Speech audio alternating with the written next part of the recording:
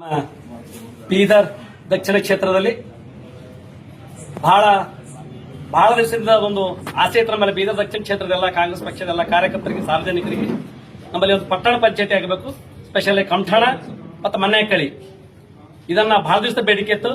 ಇದನ್ನ ನಮ್ಮ ಜನಪ್ರಿಯ ಮಂತ್ರಿಗಳು ರಹೀಂ ಖಾನ್ ಸಾಹೇಬರು ಬರೀ ನಮ್ಮ ಬೀದರ್ ದಕ್ಷಿಣ ಕ್ಷೇತ್ರದ ಅಷ್ಟೇ ಅಲ್ಲ, ಬೀದರ್ ಸಹ ಮಹಾನಗರ ಪಾಲಿಕೆಯನ್ನಾಗಿ ಔರಾದ್, ಹುಮ್ನಾಬಾದ್ ಜೊತೆಗೆ ಬಸವ ಕಲ್ಯಾಣಿನ ಹುಣಸೂರು ಇವೆಲ್ಲವನ್ನ ಇಡೀ ರಾಜ್ಯದಲ್ಲಿ ಯಾರಾದರೂ ಮಾಡಿದ್ದಾರೆ ಅಂದ್ರೆ ಮಾನ್ಯ ಶ್ರೀ ರಹೀಂ ಖಾನ್ ಸಾಹೇಬರೊಬ್ಬರು ಮಾಡಿದ್ದಾರೆ. ಅದು ಬೇರೆ ಯಾರಿಗೂ ಮಾಡ್ಲಿಕ್ಕೆ ಆಗೋ ಸಾಧ್ಯ ಐತಿಲ್ಲ. ಯಾಕಂದ್ರೆ ಇದಕ್ಕಿಂತ ಮೊದಲು ನಮ್ಮ ಸರ್ಕಾರ ಇತ್ತು, ಆವಾಗೂ ಸಹ ಬೇಡಿಕೆ ಕೊಟ್ಟಿದ್ದೆವು. ಆದ್ರೆ ಅವಾಗ ಬರೀ ಹಳ್ಳಿಕಡೆ ಮಾತ್ರ ಆಗಿತ್ತು, ಹಳ್ಳಿಕಡೆ ಒಂದು ಮಾತ್ರ ಆಗಿತ್ತು. ಅವಾಗ ಮಾನ್ಯ ಈಶ್ವರ್ ಖಂಡ್ರೆ ಅವರು ಬಂದಿದ್ರು. ಅವಾಗ ನಮ್ದೆಲ್ಲ ಸುದೈವದ ಇವತ್ತ ನಮ್ಮ ರಹೀಂ ಖಾನ್ ಸಾಹೇಬರ ಮಂತ್ರಿ ಸಿಕ್ಕಿದ್ದಾರೆ. ಜೊತೆ ಎಲ್ಲ ಭಾಗದ ಕನಸು ಏನಿತ್ತು ಇವತ್ತು ನನ್ಸಾಗ್ಯದ.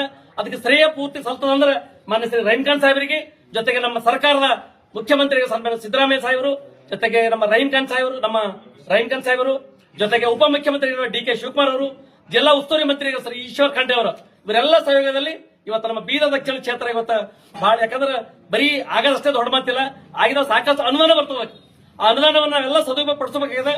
ಬರೀ ಸಾಹೇಬರ ಕಡೆಯಿಂದ ನಾವು ಇನ್ನೂ ಎಲ್ಲ ಇಷ್ಟು ಜನ ಎಲ್ಲ ಸೇರಿ, ಯಾಕಂದ್ರೆ ಈಗ ಅವರಿಗೆ ಒಂದ್ಸಾರಿ ಭೇಟಿಯಾಗಿ ಬೀದರ್ ದಕ್ಷಿಣ ಕ್ಷೇತ್ರದಲ್ಲಿ ಅವರನ್ನ ಕರೆಸಿ ನಾವೆಲ್ಲರೂ ದೊಡ್ಡ ಪ್ರಮಾಣದ ಒಂದು ಸನ್ಮಾನ ಕಾರ್ಯಕ್ರಮ ಇಟ್ಕೋಬೇಕಾಗಿದೆ.